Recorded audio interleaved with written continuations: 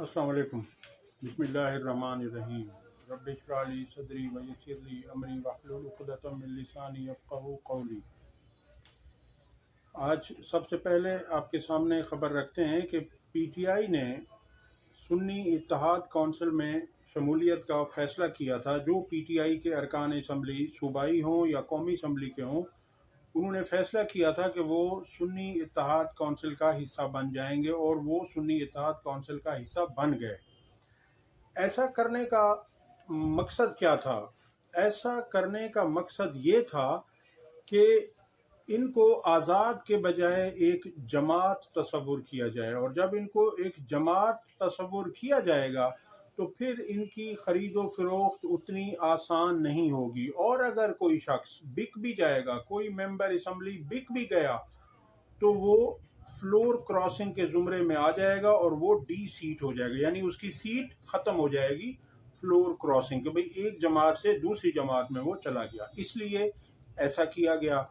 दूसरा मकसद ये था कि हिज़्ब इख्तिलाफ की जो सीट है वो तहरीक इंसाफ के हिस्से में आ जाएगी। कौमी असम्बली में भी अपोजिशन लीडर पीटीआई का होगा, सूबाई असम्बली में भी पंजाब की पीटीआई का अपोजिशन लीडर होगा। इसलिए ऐसा किया गया। फिर इसके अलावा ऐसा करने का मकसद ये भी था कि जो अकाउंट्स कमेटियां हैं उनकी चेयरमैनशिप भी अपोजिशन लीडर्स या अपोजिशन के हिस्से में आती है। ये ऐसा इसलिए भी किया गया, मगर इलेक्शन कमीशन ने हस्बे मामूल बेशर्मी, बदनीयती और बददियानती का मुजाहरा करते हुए वही कुछ किया जो उससे तवक्कुआत थीं। यानी इलेक्शन कमीशन ने अपनी वेबसाइट पर तहरीक इंसाफ के अरकान को सुन्नी इत्तेहाद कौंसिल के अरकान शो नहीं किए, उन्होंने उनको आज़ाद ही लिखा है, आज़ाद डिक्लेयर कर दिया है। और इससे लगता यही है कि हिज़्ब इख्तिलाफ की कुर्सी पर भी ये पीपल्स पार्टी को बिठाना चाहता है इलेक्शन कमीशन, जैसा कि राजा रियाज पीडीएम 1 के दौरे हुकूमत में अपोजिशन लीडर बनाया गया था, जो कि इनका अपना ही बंदा था, और उससे फिर इन्होंने किस तरह की कानून साजी करवाई। बहरहाल तहरीक इंसाफ ने उमर अयूब खान का नाम अपोजिशन लीडर के तौर पर दिया है, और उस वक्त तक किसी दूसरी पार्टी ने किसी का नाम बतौर अपोजिशन लीडर नहीं दिया था। अब देखते हैं कि उमर अयूब को आज अपोजिशन लीडर बनाया जाता है या तहरीक इंसाफ के साथ फिर वही ज्यादती की जाती है। अगली खबर आपके सामने रखते हैं। हसनात मलिक एक सहाफ़ी हैं, अच्छे सहाफ़ी हैं। वो कहते हैं कि तसद्दुक़ हुसैन जिलानी ने जो कमीशन की सरबराही से इनकार किया, उसकी वजह ये थी कि तसद्दुक़ हुसैन जिलानी साहब ने सुप्रीम कोर्ट से उस फुल कोर्ट मीटिंग के मिनट्स मांगे थे, मगर उन्हें नहीं दिए गए। क्योंकि जब भी कोई कमीशन बनता है तो कमीशन के सरबराह को या कमीशन को ये हक हासिल होता है कि वो तमाम बातें, तमाम चीज़ें, तमाम इंफॉर्मेशन उसके साथ शेयर की जाए। तो जब तसद्दुक़ हुसैन जिलानी साहब को ये नहीं दिया गया, तो फिर उन्होंने कल ख़त लिख कर अपने फ़ैसले से आगाह किया कि वो इस कमीशन की सरबराही से माज़रत ख़्वाह हैं। और उन्होंने अपने उस ख़त में आइन के आर्टिकल 209 का हवाला भी दिया कि उसके तहत सुप्रीम जुडिशल कौंसिल ये कार्रवाई कर सकती है, कोई कमीशन नहीं बनाया जा सकता। और उनको ऐसा करने के लिए उनके बेटे साकिब जिलानी ने भी रोका, और वो उन 300 वकला की लिस्ट में इनके बेटे का नाम भी शामिल है, जिन्होंने सुप्रीम कोर्ट को लिखा कि ये जजेस की, आला अदलिया की तौहीन है, लिहाजा इस मामले को सुप्रीम कोर्ट खुद टेक अप करे। ज़राए का कहना है कि जस्टिस अतहर मिनल्ला ने फुल कोर्ट मीटिंग के दौरान कहा था कि ये इस्लामाबाद के 6 जजेस हमारे हीरो हैं, मगर उस पर चीफ जस्टिस काजी फायज़ ईसा ने कहा कि ये हमारे हीरो नहीं हैं। इससे ज़ाहिर ये होता है कि काजी फायज़ ईसा इस मामले को मंतकी अंजाम तक और मुनसिफाना तरीके से نہیں کرنا چاہتے۔ شاید یہ اس معاملے کو آخر تک لے جانے میں اور وہ جو ججز نے مانگا ہے وہ چیز نہ ہو پائے۔ اب دیکھتے ہیں آگے صورتحال کیا ہوتی ہے۔ اب اس معاملے کے لیے سپریم کورٹ نے 7 رکنی بینچ تشکیل دے دیا ہے، جس میں چیف جسٹس فائز عیسیٰ، جسٹس منصور علی شاہ، جسٹس جمال خان مندوخیل، جسٹس اطہر من اللہ، جسٹس مسرت ہلالی، جسٹس یحییٰ آفریدی اور جسٹس نعیم اختر افغان شامل ہیں۔ یہ 7 رکنی لارجر بینچ ہے جو اس معاملے پر سماعت کرے گا۔ اب اس میں ہونا تو یہ چاہیے تھا کہ جو 2 ججز ہیں بشمول چیف جسٹس اور منصور علی شاہ صاحب کے، چونکہ یہ دونوں صاحبان اپنی رائے پہلے ہی ڈسکلوز کر چکے ہیں کہ یہ اس کے حق میں نہیں تھے، یہ کمیشن بنانے کے حق میں تھے، اور ان کے کہنے پر ہی شہباز شریف نے ان سے ملاقات کی تھی۔ اب اصولی طور پر انہیں اس بینچ میں نہیں بیٹھنا چاہیے تھا، مگر یہاں اصول دیکھتا کون ہے۔ اب دیکھتے ہیں آگے کیا ہوتا ہے۔ بہرحال یہ نہایت گمبھیر مسئلہ ہے، اسے ونس فار آل حل ہونا چاہیے۔ ججز کے ساتھ زیادتی ہوئی ہے، انہیں ڈرایا دھمکایا گیا۔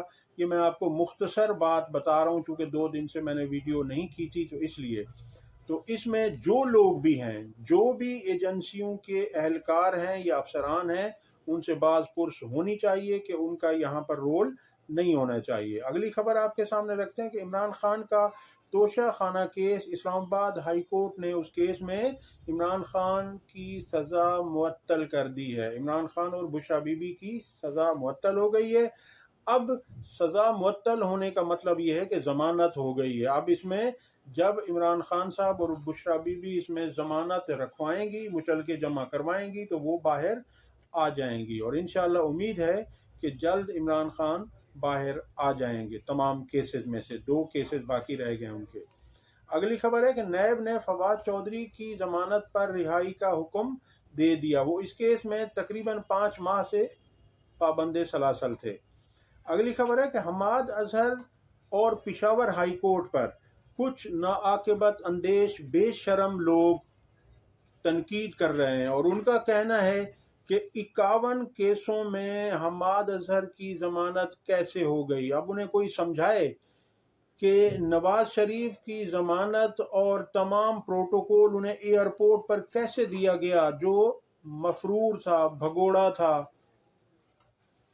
کرپشن اس پہ ثابت ہو چکی تھی۔ ان پہ تو کوئی چیز ثابت نہیں ہوئی۔ ان پر یہ بے شرم یہ نہیں سوچتے کہ ان پر 51 کیسز بنے کیسے تھے، انہوں نے کیا کیا تھا۔ یہ اس وقت تھے کہ ایک شخص ایک ہی موقع پر، ایک ہی وقت پر کئی جگہوں پر اس پہ ایف آئی آر کاٹ دی گئی کہ ایک شخص وہاں کیسے پہنچا۔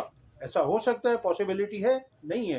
اور دوسری بات یہ ہے کہ انہوں نے پروٹیکٹیو بیل لی ہے۔ پروٹیکٹیو بیل یا بیل بیفور اریسٹ ہر ملزم کا رائٹ ہے۔ وہ یہ کیس ختم نہیں ہوا، صرف ضمانت لی ہے کہ وہ انہوں نے کہا کہ مجھے راہداری ضمانت دی جائے کہ میں اپنی عدالتوں میں جہاں مجھ پر کیسز کیے گئے ہیں پنجاب میں وہاں تک بحفاظت پہنچ سکوں۔ اگر وہ یہ پروٹیکٹیو بیل نہ لیتے تو انہیں ان عدالتوں میں پہنچنے سے پہلے ہی اریسٹ کر لیا جاتا۔ تو یہ ان کو شرم نہیں ہے کہ یہ اپنی باری میں جو نواز شریف کے ساتھ ہو رہا ہے، جو مریم کے ساتھ ہوا، جو ان کے بیٹوں کے ساتھ ہوا، جو شہباز شریف اور اس کی پوری فیملی کے ساتھ ہوا، وہاں یہ ایک لفظ نہیں بولتے، اور انہیں زیادتی دکھائی نہیں دیتی کہ عالیہ حمزہ اور صنم جاوید کو کتنی مرتبہ ضمانتیں دی گئیں اور کتنی مرتبہ انہیں پھر دوبارہ اریسٹ کیا گیا۔ اب انہیں میاں والی پولیس کے حوالے کیا گیا ہے، جہاں وہ آج تک مجھے یقین ہے کہ وہ گئی بھی نہیں ہوں گی میاں والی، لیکن ان پر وہ کیس ڈال دیا گیا ہے۔ اب یہاں پر یہ لوگ نہیں کہیں گے، حق کی بات انہوں نے کبھی سیکھی نہیں ہے۔ اگلی خبر ہے جماعت اسلامی اور جمعیت علماء اسلام فضل الرحمان نے عید کے بعد احتجاجی جلسے جلوس کرنے کا اعلان کر دیا۔ یاد رہے کہ تحریک انصاف تو 8 فروری کے بعد سے ہی احتجاج کر رہی ہے، روزانہ جب بھی اسے موقع ملتا ہے، ہر جگہ، پارلیمنٹ کے اندر، پارلیمنٹ کے باہر۔ اب تحریک انصاف کے ساتھ جماعت اسلامی اور جمعیت علماء اسلام بھی میدان احتجاج میں آنے کو پوری طرح تیار ہے، اور یہاں اندرون سندھ کی جماعتیں بھی اس میدان میں آنے کو تیار ہیں۔ اگلی خبر یہ ہے کہ پیٹرول کی قیمت میں رات تقریباً 10 روپے 9 روپے 66 پیسے یعنی 10 روپے کا اضافہ کر دیا گیا ہے، اور یہ رات کے اندھیرے میں انہیں نظر نہیں آتا۔ پہلے اگر عمران خان کے دور میں 2 روپے پیٹرول بڑھتا تھا تو یہ ناچ ناچ کر گھنگرو توڑ دیا کرتے تھے کہ اتنا ظلم ہو گیا، برباد کر دیا گیا عوام کو، غریبوں کو، ان کے پاس بچوں کی فیسوں کے لیے پیسے نہیں ہیں۔ اور آپ کو مشہور زمانہ مریم نواز کا ایک کلپ یاد ہوگا جس میں وہ تقریر کرتے ہوئے کہتی ہیں کہ پیٹرول 118 روپے کر دیا گیا ہے، جو تاریخ کی بلند ترین سطح ہے، اور ان بے شرموں کو شرم نہیں آ رہی اب کہ یہ 290 روپے انہوں نے کر دیا ہے، جو دنیا کی تاریخ میں نہیں ہوا اتنا۔ اب یہ پاکستان کی تاریخ تو آپ چھوڑ دیں، آس پاس کے جو ملک ہیں ہمارے ارد گرد، افغانستان ہے، ایران ہے، بنگلہ دیش ہے، انڈیا ہے، یہاں پر آپ دیکھ لیں کہ کیا فرق ہے، کتنا فرق ہے، بہت زیادہ فرق ہے ہمارے یہاں اور ان کے ہاں۔ اب انہوں نے مہنگائی پر غریب عوام کو، پسی ہوئی عوام کو یہ مہنگائی کا تحفہ دیا ہے، اور یہ تو ظاہر سی بات ہے، یہ آئے ہی اسی لیے تھے کہ یہ عوام کو لوٹیں اور اپنی جیبیں بھریں۔ اب تک کے لیے اتنا ہی، اگلی ویڈیو تک اللہ حافظ۔